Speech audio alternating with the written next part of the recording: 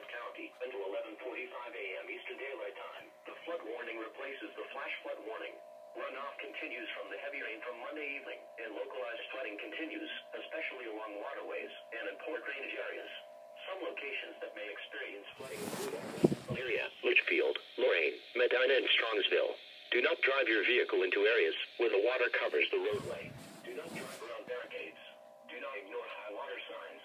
Most flooding deaths occur in automobiles. Turn around, don't drown. Repeating, an aerial flood warning has been issued until 11:45 a.m.